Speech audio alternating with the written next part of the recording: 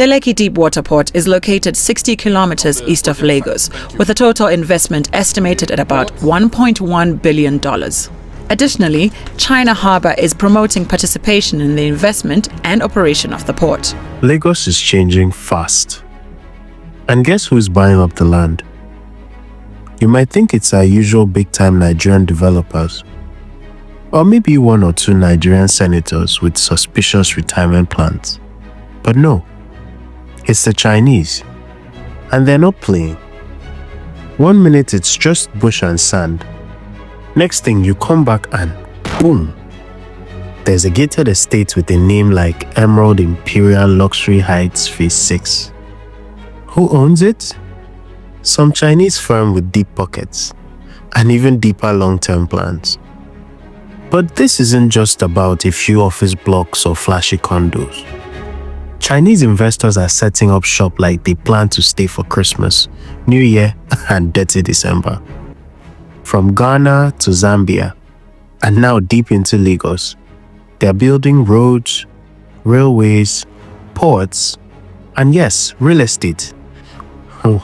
Ones that are way out of most people's price range. I mean, it's not charity.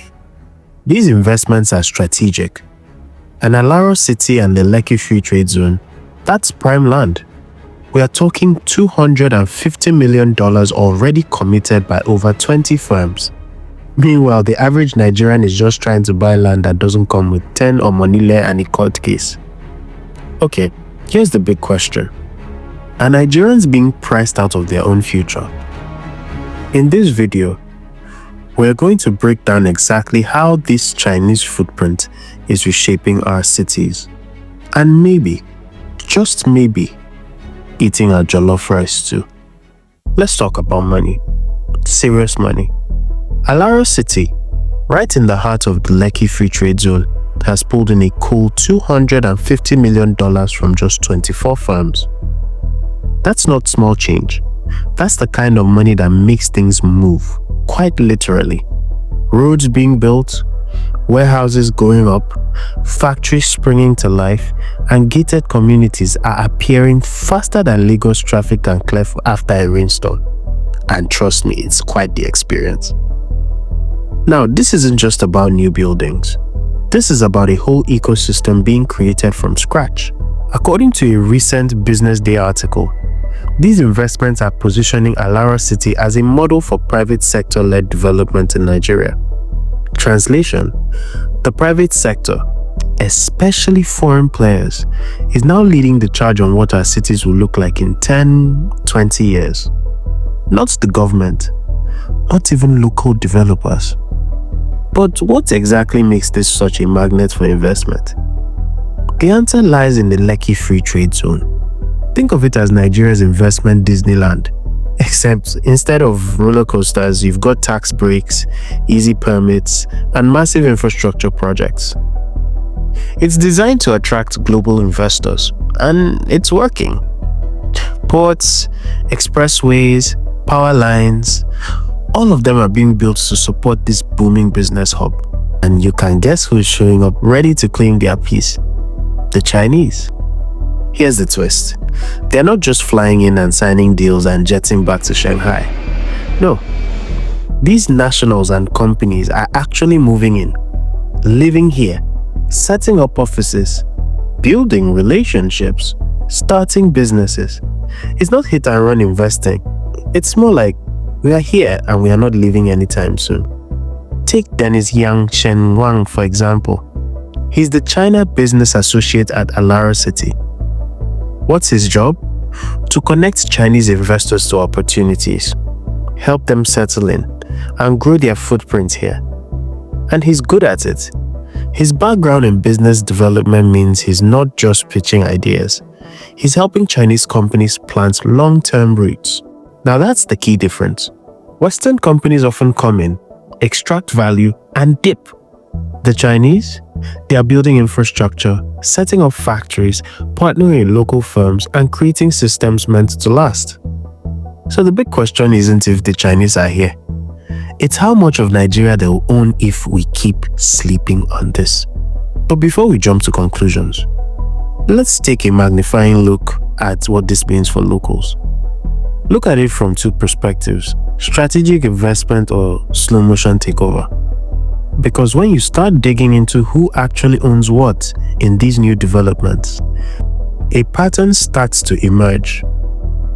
Chinese firms aren't just renting office space or sponsoring roundtables. They are buying land, co-owning entire estates, and securing prime positions next to high-value assets like Lekki Port and Dangote Refinery Corridor. They are not just investing in the free trade zone, they are flanking it, owning the neighborhoods and infrastructure around it. That means control over logistics, warehousing, supply chains, housing, you name it. Straight chess, not checkers. And they are also shaping policy and strategy. Guess what? Just next door, the Lagos Free Trade Zone Development Company, or LFZDC, is literally run by a partnership between China and the Lagos state government. So it's like they brought their own associate to dinner and took over the kitchen. Strategic? Absolutely. Accidental? Not a chance. Now, compare that with how the West typically shows up. It's mostly about loans, aid, and short-term projects with complicated terms and even more complicated exit strategies. The kind that sounds good at first, but leaves African countries repaying for decades. Think USAID and the like. The Chinese approach? It's more boots on the ground. Buy land, build things, stick around, grow influence. All that, while it might sound better than exploitative loans, comes with their own set of problems. Which brings us to the people who should be at the center of this story, but aren't. The locals. Because while all these sparkling developments are exciting on paper, the ripple effect is that many ordinary Lagosians are slowly being priced out of areas they've lived in for years. Rent is going up, way up. In places like Ibejuleki, even modest homes are now pushing prices that would make a banker sweat. Landowners, they are selling to the highest bidder, of course. And you can imagine who usually has the highest bid. Developers prefer foreign capital. I mean, it's faster, it's bigger, it comes with fewer local bottlenecks. So the middle class are left out of the race entirely. You go to buy land and they tell you, oh, that one's already under agreement with a partner from Beijing.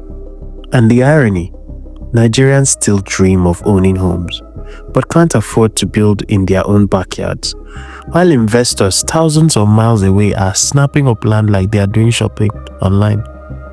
Of course, this isn't just a Lekki issue. It's a Lagos issue. It's a Nigerian issue. It could also be a generational one. Where do we go from here? Because if you're residing in Nigeria or in the diaspora thinking, I'll come back and invest when things are more stable, it's sad to say, by then, all the good stuff may already be gone. Now, to be fair, the LFTZ is a game changer for Nigeria. It's bringing in jobs, dollars, roads, tech, and attention. But here's the part nobody really talks about. When you create an economic zone this powerful, who controls it? Because control is everything. If most of the assets in and around the free trade zone are owned by foreign entities, and decisions are being made in Mandarin more than in Yoruba or English, then how independent is our future economy really? When the ports, the roads, the energy supply, even the residential real estate is tied to external players, we've got to ask the tough questions. Are we building Nigeria for Nigerians? Or for those who saw the opportunity first and moved faster? Speaking of moving fast, this is where I'm going to talk directly to my brothers and sisters in the diaspora. You guys, listen. While you may be watching from afar and weighing options, waiting for Nigeria to settle, others are already planting flags. The Chinese aren't waiting. The Lebanese aren't waiting. Even some Western private equity firms are quietly buying up digital real estate tools to map out future hotspots. So if you're planning to come back and invest someday, I hate to break it to you, but someday might already be too late. Because at the end of the day, this isn't just about buildings and land. It's about influence, legacy, and power. If Nigerians abroad don't step in and co-invest in this new future that's being built, we'll wake up one day and realize the table was set and we weren't even invited to the dinner. Let's be real. This isn't just a video about real estate or foreign investment. It's about vision. It's about who gets to shape the future of one of Africa's fastest growing cities. And right now, it looks like everyone but everyday Nigerians are making the big moves. We've walked through Alaro city, peeked into the Lekki Free Trade Zone, and watched how the Chinese aren't just investing, they're settling. We've seen how the middle class is getting squeezed out, how the diaspora is watching from the sidelines, planning to invest in their next visit to Nigeria. This isn't fear-mongering, it's facts. Land is disappearing, value is rising, and guess what? Lagos isn't going to slow down and wait for you to decide. If you don't plug in now, you might find yourself asking for permission to build in your own city, in your own country. Here's the move. Don't overthink it. Don't wait for the perfect time. Don't even wait for the perfect number. Start the process. Reach out. Ask questions. Contact us to secure a spot in these high-growth areas. Whether you're ready to invest now or just need to understand the lay of the land, we've got the insight and the right partnerships to help you move smart. Let's make the next big moves our own. Let's change the story. Let's change the narrative.